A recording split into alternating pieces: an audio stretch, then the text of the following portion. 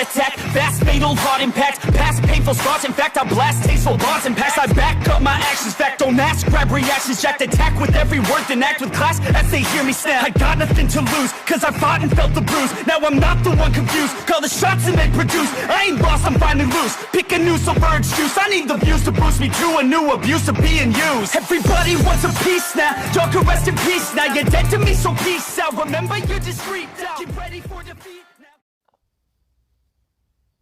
Alrighty. Now, hello everybody. This is Q's show here, and let us begin with a brief little review. In the last part, we had Izuku and Katsuki.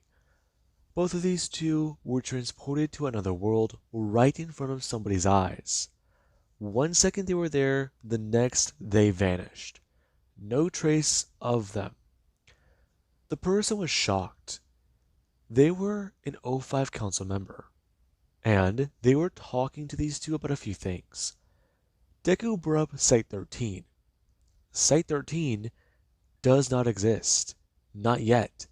It is just blueprints and words on paper. There is location, but there is no site. Now, the member of the O5 Council, they were quite confused about what was going on. And Deku, yeah. He found out he was a cowboy. He was hiding behind a rock, and he had to kill somebody who tried to kill him. And Deku, he found out that this person, they raised him in this timeline. Now, that was something strange. And then Deku talked to, well, the entity keeping them jumping through worlds. It was something he didn't expect. I mean, this thing, it told him quite simply, Deku thinks it's evil. Deku, he thinks it's an arrogant entity, an arrogant person, and he doesn't really like them. The entity was being generous, keeping them in worlds where things aren't as strange. Yes, he put them in the SCP world, but that was just so they can expand on what they believe can and cannot exist. And right now, Deku finds himself as a cowboy, an outlaw. So does Katsuki. And the two, they have been sentenced to 30 years in this world. Now, with that being said, we do actually have Deku 5 years later. Deku, he's been through quite a bit of things. He's had friends, he's had enemies. And he has been looking for somebody. And we do actually have today, where a man rides into town on a horse. And whenever he does go to get off the horse and walk into the bar, he does go to sit down directly on a stool in front of the bartender. And Deku, he actually is going to pull down something covering his face. The mask getting pulled down to reveal a hairy face. And Deku, he does going to ask the bartender for something before it is put in front of him. And the man does try to ask Deku exactly if he's from out of town. Yeah, I am. I've been looking for someone. That's all. Really? Well, sir, I'm not too sure if I could be of much help, but who might this person be? They're very close to me. Someone who I don't think I can live without. Really now, sir? That sounds quite strange. Does it? I don't know. I've just been with them for so long, been through so much with them, that the world don't feel right without them. Ah, I see. Does this person happen to be, well, your wife? A friend, maybe? Well, it's a girl, but she ain't my wife, if that's what you're asking. Really now. Do you happen to have one of those burned papers? You mean a photo? That, whatever that is, yes. Well, I don't have one of her. In fact, I've seen her before, but not where I wanted to. What does that mean exactly? You got a poster of her up and outside. Really now? 'Cause I can think of who it is, but I'm not too sure. Is it... Huh. Can't remember their names right now. Walk by them every day, too. I don't think I can name them. It's the blonde girl with the hat. That's her photo out there. I've been trying to find her, but I'm worried. Really? Yeah. We're coming to town every few days. I've been around a bit, trying to find her. Not too sure if I can. Well, sir, you might just happen to be in luck. I heard a rumor that that girl, she might be heading east.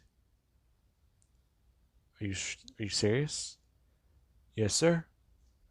Now, I am going to need to just say though, this is a lot of old information, but I want you to know this. This happened about a month back. Someone came in here claiming that they might have seen her, and the last time they did, she was out in that forest. But I'm not too sure how bad it might be. I mean, you know what lurks in there at night. I do. I've seen it, and I've killed some of it. You have, sir. Well, that's quite interesting. Yeah, they don't like lights, and they don't like bullets. And they especially don't like anything that shines enough off of the moon. Well, sir, that is true. It should be a moonlit night tonight, so it should be a lot safer. However, you always got to be careful. Don't go too deep in the woods, if you know what I mean. I do. I do. Well, you said east, right? I did, sir. Deku bringing his hand down into his pocket, him pulling something out as if to hand it over, telling the man that this is for the drink, and the rest of it, it's for him. And the man is quite surprised. Deku just handed over a paper, well, note. It's money. Paper money. I mean, this chick has got to mean a lot to this guy. That's that's insane. With this, he could literally pay off all the booze he bought. And well, if he wanted to, he can gamble with some pretty big people with some pretty deep pockets. Now, it is quite surprising to him. And there actually is Deku who does going to pack up and going to turn around. As whenever he does so, there actually is somebody standing directly by the door. And they are staring directly at Deku. And Deku, he does see them. As everybody is going to walk out, the person is going to follow Deku. Well, well. How you doing? Doing fine. But why did you follow me? You know why I followed you. He needs your help. I told him no. I told him I was done. That ain't about that. Listen. He's in trouble. Deal with it himself. I helped. I did what I needed to. Whenever shit went sideways, I left. I told you. I only needed to look for someone. He kept leading me on. I'm not like that. So I put a bullet in his leg and I left. I know. Listen, I don't like it as much as you do. I'd rather we don't handle anything with you anymore. But what? He's asking for my help? So you're just gonna come crawling to me, begging me to help you? I'm done with this shit, alright? I'm looking. I've been looking for a while. I understand that, but no one else can do the type of shit you do. I mean, I don't understand it. You're crazy. I'm not crazy. I'm just not normal. Now, Deku gets back on the horse, telling the man that if he follows him again, he'll put a bullet in his leg, maybe even aim someplace a little bit higher. Hmm? Are you threatening me? No, but I won't fire a warning shot in the way you expect. Because the second shot will kill you. Don't follow me. Deku riding away. And the man, he actually has been annoyed. Deku, he's heading out of town.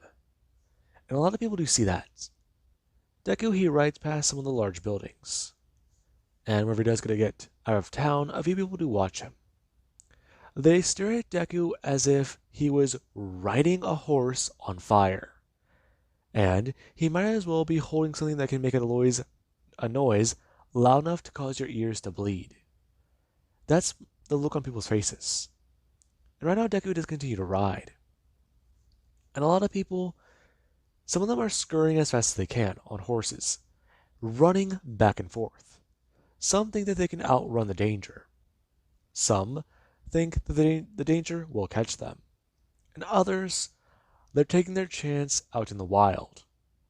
Because if you know how to work the woods, then the danger, it'll ignore you. Now, Deku, he does continue into the night. And there actually is, whenever his horse, it is actually starting to slow down. Deku noticed it a few miles back. And he really was hoping that they wouldn't have to stop right now. However, it seems like they might have to. Deku actually going to pull a bit off the path and down towards the water, where he does get to get off the horse. And the horse, it does get to walk over and drink some of the water. Deku actually looking at that, and then walking up past the left, upwards towards higher into the stream. Deku actually then going to bend down and grasp the water with his hands, going to drink it before going to actually fill up his flask. Now, when that does actually happen, Deku, he actually does get a look on the side of his bag. And then whenever he does start to build a small fire. Now, Deku, he does keep that in mind, as he's going to lay out something and keep his guns close to him. Deku, he does look up towards the sky. It's a nice night, but it's dangerous. Looking up at the sky should bring you peace. It should bring you a sense of mystery, not a sense of fear. What the dark represents now, here, people are afraid of it. However, the trick is not being afraid. Let me know what Deku is thinking, as he actually does hear something that does cause him a bit of paranoia. Deku, he hears it in the water, and whenever he does so, he actually is going to turn and roll over. Him doing so to grab his gun before going to stand up, and going to look that way, as he does see something in the water that is looking directly at him. The eyes are shining in the moonlight. They're reflective. And whenever he does see it, it does just stare at Deku.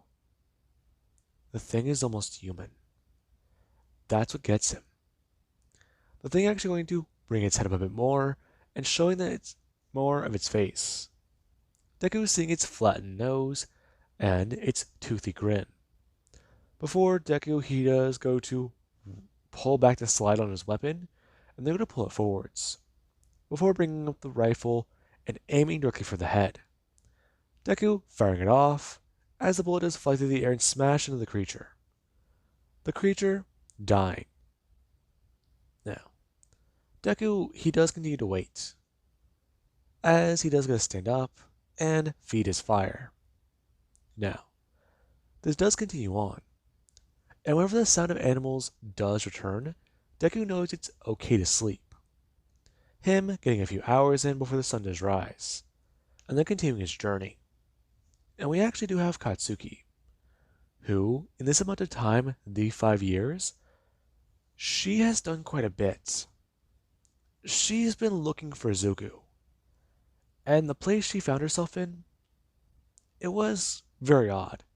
She ran out of town and then ran to the forest. She thought that she could stay the night there. However, she found out that the night is very different.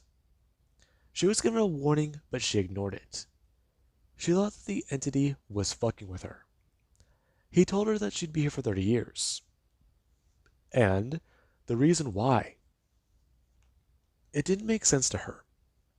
Okay, haha, he's real funny. There are monsters in the woods and she's an outlaw. So she can't go into town and she can't go into the forest. So what is he gonna do? Or what is she gonna do? Now, she actually does think about what to do. And she does discover quite a bit. She needs to head to a place where she is not known. Yes, she has committed crimes before. And yes, she just technically robbed a store. Or even a small bank. However, the money should be enough to keep her up in a place for a while. As long as that place might be a bigger city, and she can at least defend herself from people trying to claim her bounty. Now, Katsuki, she did quite a bit. She worked in a few places and tried to lay low. However, when her past caught up to her, she ran. And that running eventually led her to a group of people who, they knew how to do things in the forest. They knew how to survive and they knew how to stay safe. And Katsuki, she just got into a large argument with them. And a creature in the forest, it has taken its pound of flesh. Mostly her friends. Now, we do actually have the very same night that Deku was looking up at the stars, where she is running through the forest. She has a knife in her leg, and she has many wounds. She has a bullet hole in her shoulder, and she does have a scratch along her back and a wound on her chest that's bleeding. Her clutching at her ribs as she's running. And there actually is a sound behind her. It sounds like you put a blender in a loudspeaker and boosted that volume as loud as you could. This sound this thing's making, it's so guttural. And it's echoing. Now, she's trying to keep going. And there actually is where she does go to get into the water. Her doing so and then getting across the stream. Before turning around and going to pull her weapon, aiming backwards and cocking back the hammer. And she does get a look. The creature, it does make its way out and into the light. And Katsuki, just stare at it. This thing is just sitting there. And whenever it does go to look directly down at the water, it does look up towards her. Those black hollow eyes. And that, well, the hairless creature in front of her. It does just stare at her. And it is going to look to its left and to its right. Before it's going to back away. And Katsuki, she does take the opportunity. Her going to somewhat slump down to the ground and pull her rifle off of her back. Before cocking a new round in, or at least going to pull back the slide to put a new round in, and going to aim up towards the creature. Her, with her shaky hands, trying to get the sights to focus better. Okay. Okay. Shit. Okay. Her getting ready, before pulling the trigger. And the creature does actually suffer a wound in its neck, as it does go to scurry away into the night. And Katsuki, she does try to listen. She listens for it, and it doesn't come. Before she finally does hear some small creature make a sound into the night. A cricket. She never thought she'd be thankful to hear those little fuckers in her life.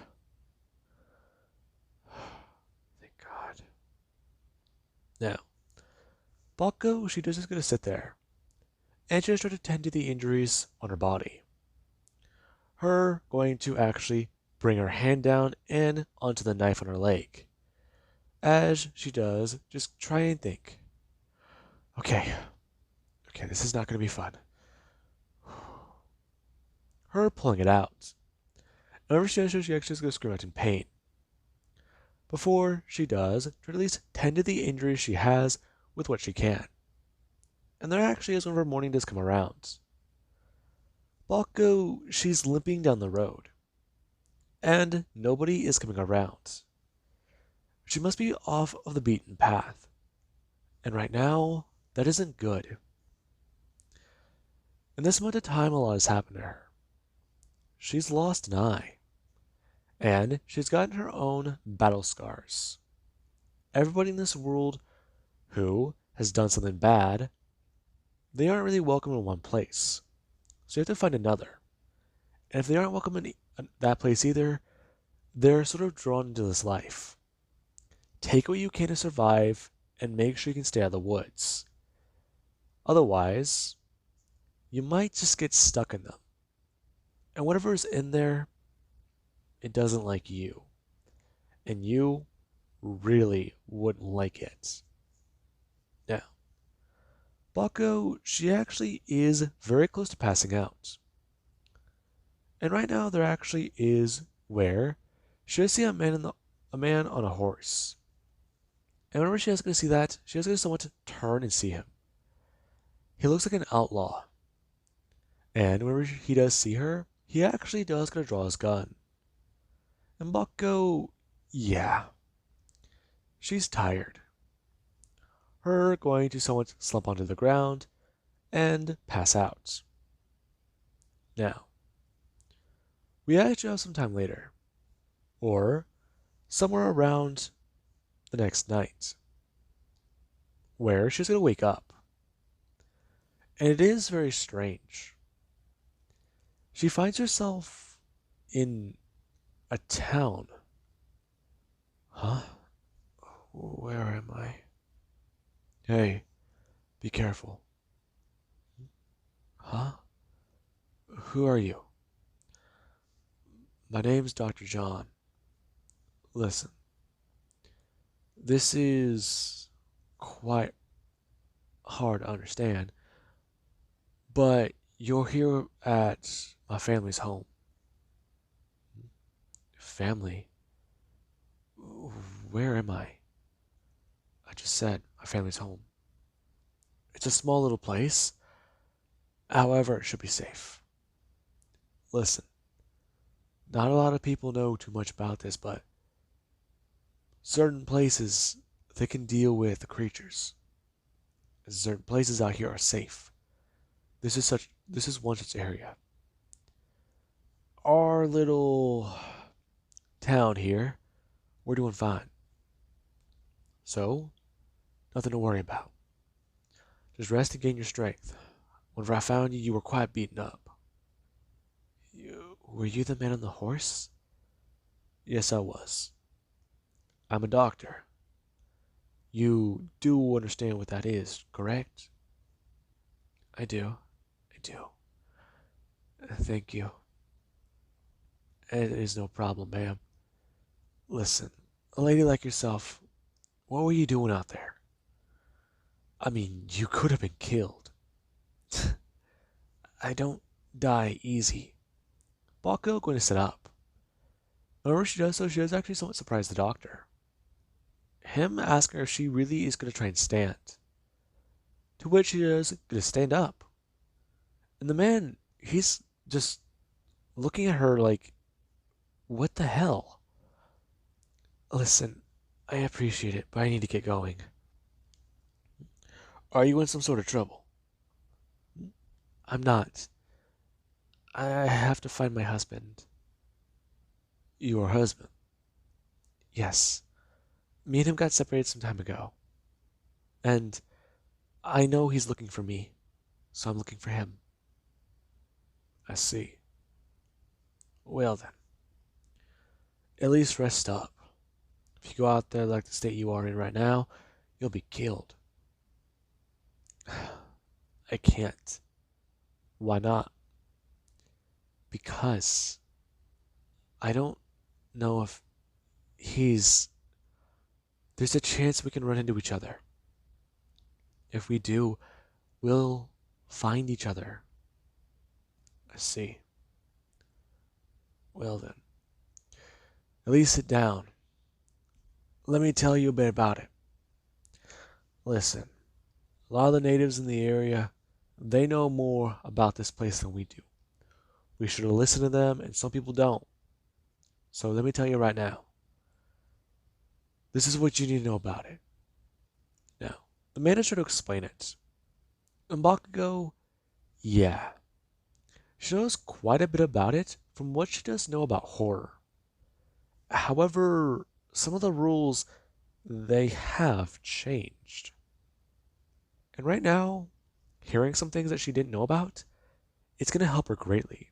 Now, let us cut back over to the SCP universe with Bakugo and Izumi. Now, these two have proven themselves to be valuable assets. In the SCP Foundation, they actually are taking the threat of this entity more and more seriously. The danger it presents to the Foundation and this world as a whole. It is very much strange. I mean, these two, because of their immunities and their particular sets of powers, they actually are helping the Foundation as field agents. And we do actually have today. The two, they've been told about an incident in a small town, and they're going to help. Since this apparent incident is strange to the Foundation. Now, just before I do begin, I am making up this anomaly, and I wish I could put it as an actual SCP. Because I've thought about a few anomalies that they just sound super strange and they would fit here. So I'm using this one. I'm not going to give it a number, but I will say its name. Now, we actually will cut over to the town, where Bakugo and Izumi, both the two, are walking down the street together. It's been about a year, and the two, they have actually grown a lot closer as friends. They haven't exactly crossed that stage yet to a relationship, but they actually are getting closer and closer to it. And the two currently right now, they're acting as a couple. The two, they rolled into town with luggage and pretended like they were just on a cross-country trip. And whenever they did arrive, they actually are sitting down with the person to talk about the incident. As we do actually have Izumi, who she was going to set a phone down directly in front of the man and go to press play. Alright, can you please state your name for the record? Yeah, sorry. I don't know how to explain it. You guys are gonna think I sound crazy, and I already know how it sounds. Not at all, sir. Listen, we'll need your name for the record, and if we do need to contact you. So, please listen to our interview, and whenever we do get the show going, you will actually be paid for your contribution. Um, alright. My name is Matthew. Listen. Okay. Something strange is going on here. Some people, they either pay attention to it, or they don't. I mean, for Christ's sakes. Okay. Sir, please take a breath. Being stressed out is not going to help you. Yes, my husband here is correct. Listen, what you're currently going through right now, you're stressed, and you're trying to explain a way to tell us this without sounding crazy. Trust me, we've covered quite a bit of things, and we actually do know what you're talking about. Wait, okay, so you guys have dealt with strange stuff. Yes, we have. We're trying to get the first season of our show completely made before it's produced. Afterwards, the season will come out, and while people take in that, we'll be working on season two. Okay, so just for a good notice, how far along is it? Episode 17. Okay. Okay. If you guys have dealt with strange stuff, let me start at the beginning. Okay. Some people notice it, some don't. I just don't know how to. Fuck. All right. Let me start this off. Whatever this thing is, I don't think it's an animal. It looks like one. And, well, it acts like one most of the time whenever you see it. But there are times where you'll see it slip. There are times whenever it does stuff so crazy and out of the ordinary, whenever you try and process it, you can't. I mean, I just sat there and watched. So, what exactly happened? Okay, so, this creature, I've been trying to catch it on film, or just get a picture of it doing its actions, but I haven't. Many people here in town, we're all close knit, so we're like family. Whenever a kid plays a prank, it's obvious. Whenever someone just messes around with somebody else, they have a good laugh, right? So they just brush it off. However, whenever my friend was in the parking lot, he got caught by the cops. And they talked about how he was doing donuts in the parking lot. Yeah, so what happened? It wasn't him. I mean, he wasn't the one driving the car. I mean, I was looking out the window and I saw it. This thing, it looked like an animal, but it was just there. It opened his car with ease and just turned it on. It then just went for a joyride. Okay, but what did it do exactly? Um, Here. I took this picture from the top of a building. Now, the man is going to pull out his phone, putting it down and showing the picture to both Bakugo and Izumi. And the two, they do someone just stare down at it. That's very crude. I mean, I think that that's funny. Yeah, I mean, granted it's hilarious, but I don't get it. Why would it draw a object like this with a car? Um, I'm not too sure, sir. But where's your friend right now? He's locked up in jail. They're saying that he damaged public property. Or defaced it, I guess. Right. And the animal in question? It looked like a fox at the time. I don't know. It'll change. But I've seen it the most of the time as a fox. You've seen it more than once. Yes, it steals food, it destroys property. I mean, it just it's been getting worse. Has it? Yeah. So I don't know what to do. I've tried talking to people about it, but they think I'm crazy. Really? Exactly how many people? Um, a few at my work and a few at the bar. Do you have their names? I mean, I do, but I'm not too sure how much of help they'll be. Some believe, some don't. There's only one other person I know who has seen it, but people, they don't have too much confidence in them. Really. Yeah, they're more or less the town drunk. I see. Well, sir, your information has been helpful, and we'll look into this more. Try and catch it on camera and prove that you're not crazy.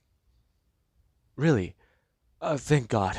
Okay, you believe me. So, um, uh, where is everybody else? Hmm? Oh, don't worry. We rented out the bar for the day. You can do that.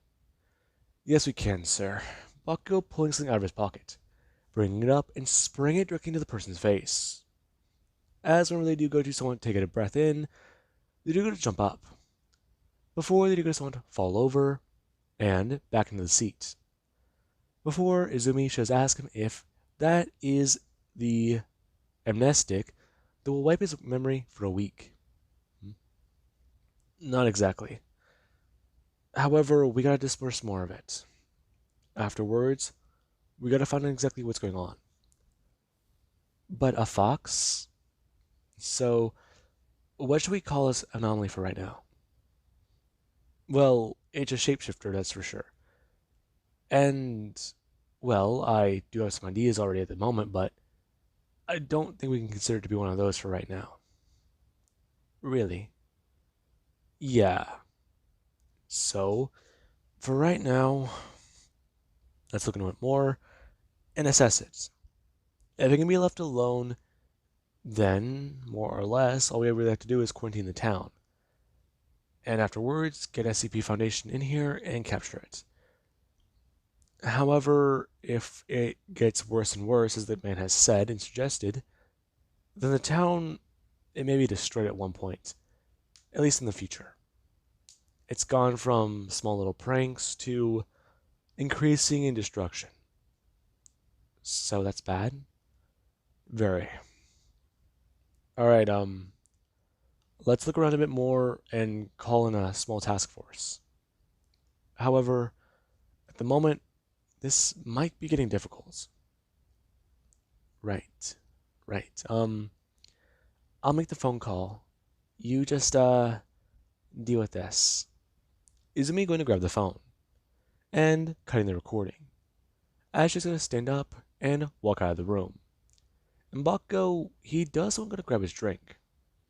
Him drinking a bit more of the soda before he does get someone to grab the man and get him someplace comfortable. As he does try to assess exactly how much of his memory he may need to wipe, along with going through his phone and deleting some of the information that he does have, and grabbing contacts that may or may not be involved. Now, with that being said, I do hope you guys enjoyed, and have an amazing day. I'll catch you guys in the next part.